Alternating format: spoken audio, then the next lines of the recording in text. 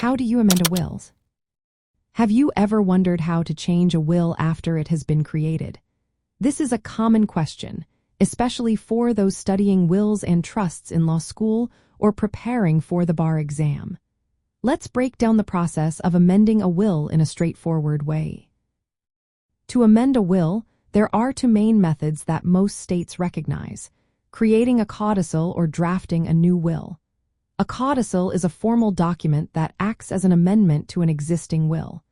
It is typically used for minor changes, like updating a beneficiary's name or changing the executor.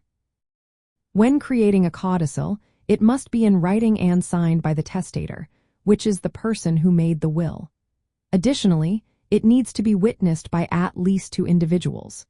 This means that the same formalities that applied to the original will also apply to the codicil. Once completed, the codicil is kept with the original will, and both documents remain as valid after the testator's death.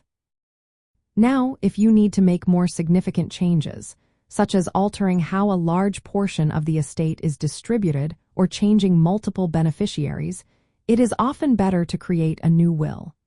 To do this, the new will must clearly state that all previous wills and codicils are revoked. Like a codicil, the new will must also be in writing, signed by the testator, and witnessed according to state laws. It is a good idea to destroy all copies of the old will to avoid any confusion or disputes later on.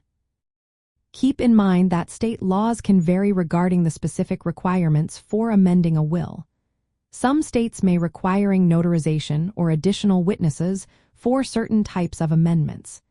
Therefore, it is essential to follow the rules of your jurisdiction closely.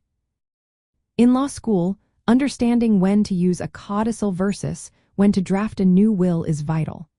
Codicils are suitable for minor adjustments, while new wills are preferable for major revisions.